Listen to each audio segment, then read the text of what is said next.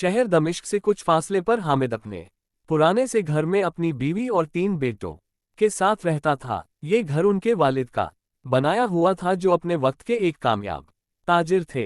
दूसरा भाई राशिद जिसकी बीवी मर चुकी थी और कोई बेटा भी नहीं था, अपनी 3 बेटियों के साथ इसी घर में रहता था। हामिद और राशिद के वालिद का बड़ा कारोबार था जिसमें वह दूसरे मुल्कों से मुख्तलिफ अशिया मंगवाकर बेचते थे और इससे अच्छा मुनाफा कमाते थे। जब वालिद का इंतकाल हुआ तो हामिद ने कारोबार की तमाम जिम्मेदारियां संभाल ली। राशिद भी कारोबार में शरीक था, मगर ज्यादा मुनाफा हामिद के हाथ में ही रहता था। राशिद एक नर्म दिल और मुशफिक इंसान था। वह हमेशा अपने भाई हामिद के बारे में सोचता और दिल में ये सोचता कि यह मेरा भाई है और जैसे वह चाहे वह खाए या उसके बच्चे, मुझे कोई फर्क नहीं पड़ता। वह अपनी जिंदगी को इस तरह गुजारने में खुश था कि भाई के साथ एक ही छत के नीचे रहना है और किसी भी चीज का हिसाब किताब करने की बजाय वह बस यही चाहता था कि सब खुश रहें।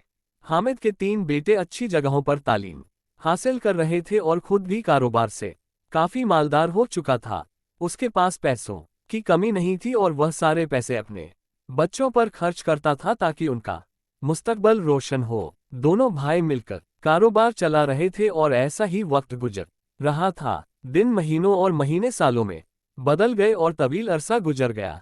अल्लाह का करना ये हुआ कि राशिद अचानक बीमार पड़ गया। राशिद की 3 बेटियां अब जवान हो चुकी थी और उनकी जिंदगी के नए मराहिल शुरू होने वाले थे। हामिद कारोबार से कम मुनाफा अपने भाई राशिद को देता था, बस इतना कि वह जिंदा रह सके। राशिद की हालत कुछ ज्यादा अच्छी नहीं थी और वह उस वक्त अपने बच्चों के लिए कुछ बेहतर चाहता था।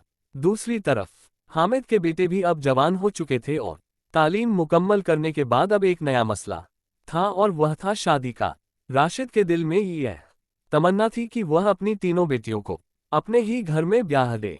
वह ये चाहता था कि एक खानदान के अंदर ही रिश्ता हो ताकि सबकी जिंदगी में खुशी और सुकून बरकरार रहे। हामिद के 3 बेटे भी अपने कजिन्स यानी राशिद की बेटियों की तरफ ज्यादा तवज्जो देते थे क्योंकि वह खूबसूरत, खुश अखलाक और खिदमत गुजार थी। लेकिन हामिद इस बात से नाराज था क्योंकि वह नहीं चाहता था कि उसके बेटे अपने कजिन्स से शादी करें। वह चाहता था कि उसके बेटों की शादियां किसी अमीर के घर हो ताकि इसका नाम और दबदबा रहे। हामिद हमेशा अपने बेटों को कहता था, बेटा मैं तुम्हें फुला ताजिर की बेटी से शादी करवा दूंगा, तुम्हारे लिए यह बहुत बेहतर रहेगा। दूसरे बेटे को कहता, फुला मालदार शख्स की बेटी से शादी करवा दूंगा, उनके साथ हमारा मैच बहुत अच्छा है। हामिद के दिल में यही था कि उसके बेटे बड़े कारोबारी खानदानों से शादी करे ताकि उनका रिश्ता भी मजबूत हो और माली फायदा भी हो। उसका ख्याल था कि राशिद उनका भाई जरूर है और इस खानदान का हिस्सा है, मगर राशिद की बेटियां यानी उसकी भतीजियां उनके खानदान में नहीं आ सकती। वह सोचता था कि एक गरीब खानदान की लड़की किस तरह एक तालीम याफ्ता और मालदार लड़के के साथ जिंदगी गुजारेगी। मुख्तसर यह कि हामिद कभी भी नहीं चाहता था कि उसके बेटों की शादी राशिद की बेटियों से हो, क्योंकि उसकी नज़रों में पैसों की लालच और तकब्बुर था। वह अपने ही दुनिया में मग्न रहता, कभी अपने बेटों की पसंद का ख्याल नहीं रखता था और न ही राशिद की बेटियों की हालत पर गौर करता था। उसे बस ये ख्याल था कि पैसा और शोहरत हासिल करने के लिए वह बड़े लोगों के साथ ताल्लुकात बढ़ाए और यह वही चीज थी जो उसे खुशी देती थी। लेकिन उसे क्या पता कि यह ख्वाहिश उसे तबाह करके छोड़ेगी। कुछ वक्त बाद शहर में एक मालदार शख्स जो हामिद के तजारत का पुराना दोस्त था, हामिद ने अपने बेटे के लिए उसकी बेटी का हाथ मांगा। इसके बाद हामिद ने अपने दूसरे और तीसरे बेटे के लिए भी बड़े और मालदार खानदानों में रिश्ता तलाश किया। हामिद के बेटे ज्यादा खुश तो नहीं थे, मगर अपने वालिद की ख्वाहिश के सामने उन्हें ये रिश्ता कबूल करना पड़ा। दूसरी तरफ जब राशिद को ये बात पता चली तो वह खून के आंसू रोने लगा। वह सोचता रहा, मैं क्या करता अपने भतीजों के लिए, अपने भाई के लिए, और हामिद ने क्या कर दिया, मुझसे मशवरा तक ना लिया।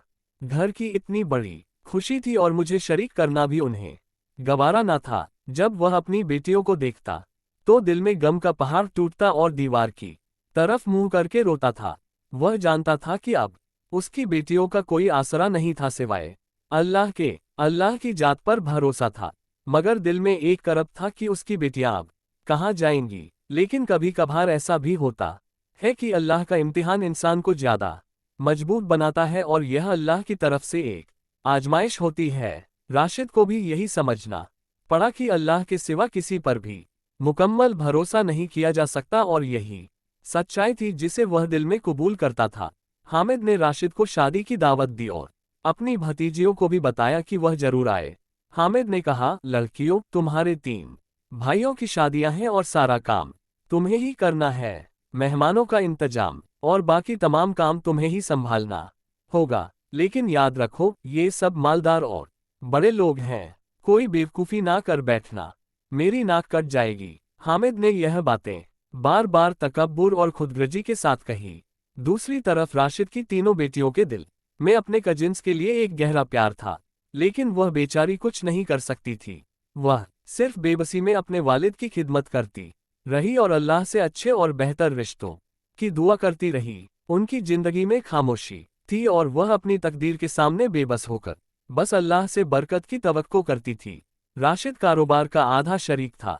हामिद उन्हें सिर्फ खाने पीने का खर्च फराहम करता था और बाकी तमाम मामलात अपने काबू में रखता था। राशिद को एहसास हो चुका था कि उसके भाई ने कारोबार में अपनी ताकत और इख्तियार को अपने फायदे के लिए इस्तेमाल किया था। हालांकि दोनों भाइयों के कारोबार और घर में बराबर हिस्सा था। उनका ख्याल था कि हम दोनों भाई कारोबार चलाएंगे, घर के सारे इखराजात कारोबार से पूरे होंगे, बच्चों की शादियां भी कारोबार से ही होंगी और सब एक होकर जिंदगी गुजारेंगे। लेकिन हामिद ने बिल्कुल लालच और तकब्बुर का रास्ता इख्तियार करके अपने भाई को मजीद गिरा दिया। राशिद अपने दुखों और गमों के बावजूद अपनी बेटियों के साथ भाई के नए घर पहुंचा। उसने बेटियों से कहा, बेटा, ये तुम्हारा अपना ही घर है, शर्माओ मत, खिदमत भी करो और खाने पीने में भी शर्म ना करो, बाहिया होकर सबका दिल खुश रखो। बेटियों ने अपने वालिद की बात मानी और मिलकर शादी की तकरीब को खूबसूरती से सजाया। उन्होंने शादी के दिन की रौनक में भरपूर हिस्सा लिया और अपने चाचाजी से दिल में गिले शिकवे होने के बावजूद उन्होंने किसी से कुछ ना कहा। शादी में हामिद तकुर भरे लहजे में लोगों से कहता, यह मेरा छोटा भाई है, थोड़ा कम अक्ल है, इसका सारा खर्चा मैं ही उठाता हूँ, इसका बेटा नहीं है, बस 3 बेटियां हैं। यह बातें राशिद के लिए सुनना बंदूक की गोली खाने से कम ना थी, लेकिन पराइयों के सामने फिर भी भाई की इज्जत रखते हुए हंसकर रद्द अमल देता। हामिद जहां भी हाथ डालता रास्ता खुलता, जबकि राशिद जो सच्चाई और ईमानदारी की मिसाल था, फिर भी गुर्बत और बेबसी का शिकार था। लेकिन बाज औकात अल्लाह की हिकमत हमारे इल्म से बलातर होती है। कभी कभार इंसान की नाकामी की सीढ़ियां उसे बुलंदियों तक पहुंचाती है, तो कभी कामयाबी का गुरूर इंसान को गिरा देता है। ये सब अल्लाह की हिकमत और तकदीर का खेल है। जब तक नतीजा नहीं निकलता, इंसान उसकी हिकमत से नावाकिफ रहता है। आखिरकार शादियां धूमधाम से हो गई और सब खुशी खुशी अपने अपने घरों को वापस चले गए। राशिद भी अपनी बेटियों के साथ अपने पुराने घर लौट आया। बेटियों के चेहरों पर खुशी जरूर थी, लेकिन दिल में छुपी हुई तकलीफ को राशिद बखूबी महसूस कर रहा था। वक्त गुजरता रहा और अब हामिद की जवाल की घड़ियां शुरू हो गई। कुछ अरसा बाद हामिद के बड़े बेटे ने बीवी से झगड़ा करके उसे तलाक दे दी। हामिद को जब ये खबर मिली तो वह आग बबूला हो गया। गुस्से में आकर अपने ही बेटे को घर से निकाल दिया और आंख कह दिया। इस वाक्य ने हामिद के अंदर छुपी हुई हकीकतों को और ज्यादा नुमाया कर दिया और उसने अपने फैसलों से यह साबित कर दिया कि जिंदगी कभी भी यस नहीं रहती। अल्लाह के फैसले बिलाखिर हकीकत बनकर सामने आते हैं और वह जो सच्चाई के साथ रहते हैं आखिरकार वही जीतते हैं। कुछ वक्त बाद हामिद के दूसरे बेटे ने भी उससे अलग घर का मुतालबा किया और तीसरे बेटे ने घर दामाद बनने की रजामंदी जाहिर की। हामिद अपने घर को टूटते हुए देखकर बेबसी की हालत में था। वह अपने बेटों पर गुस्सा निकालता, उन्हें धमकियां देता और हर मुमकिन हरबा आजमाना शुरू कर दिया, लेकिन कोई भी कोशिश कामयाब ना हुई। वह अपने फैसलों और हालात से शिकस्त खुर्दा था, मगर वक्त का गुजरना उसे मजीद मुश्किलों में मुबतला करता रहा। अब हामिद के घर में सिर्फ वह और उसकी बीवी ही रह गए थे। हामिद का खानदान बिलखिर टूट गया और उसकी जिंदगी की हकीकत सामने आ चुकी थी। अब वह हामिद से मजीद इंतकाम ले रहा था। उसकी बीवी बीमार हो गई। ऐसी बीमारी में मुबतला हुई कि औरत की खिदमत की जरूरत थी, लेकिन उसकी कोई बेटी नहीं थी और बेटे जिस पर वह गुरूर करता था सब बिखर गए थे। बहू भी उसके काम में हाथ बटाने के लिए तैयार ना थी। इसके बाद उसने एक नौकरानी रख ली जो उसकी बीवी की खिदमत करती और घर के कामकाज की जिम्मेदारियों को निभाती थी। हामिद की जिंदगी में अब सुकून का नाम और निशान ना था और वह अपनी हालत को तस्लीम करने पर मजबूर था कि अल्लाह की कुदरत के सामने इंसान बेबस है। हामिद का बड़ा बेटा जिसने अपनी बीवी को तलाक दी थी, बहुत दुखी और शर्मिंदा होकर अपने चाचा राशिद के घर यानी उसके घर पहुंचा। उसने राशिद से अपने वालिद के रवैया पर नदामत के साथ माफिया मांगी।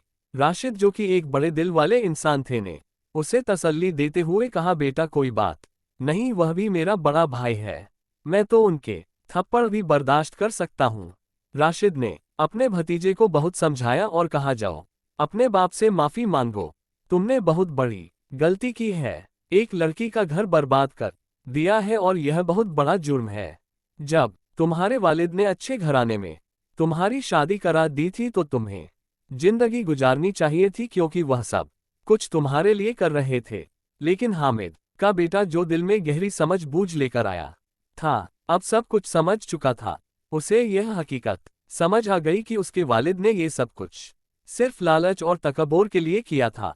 उसका कोई भी रिश्ता, कोई भी ताल्लुक उसकी नज़र में बस एक दिखावे और हैसियत का मसला था। लिहाजा वक्त गुजरता रहा और हामिद का बड़ा बेटा राशिद की तरफ से कारोबार में हिस्सेदार बन गया। हामिद को ये बिल्कुल गवारा न था, लेकिन अल्लाह का फैसला कौन झुठला सकता है। अल्लाह की मर्जी थी कि उसका बेटा जो पहले उनके दरमियान इतने फासले पर था, अब राशिद के साथ कारोबार में शरीक हो। ये हामिद के लिए एक बहुत बड़ी आजमाइश थी, लेकिन वह इस हकीकत को बदलने में कामयाब ना हो सका।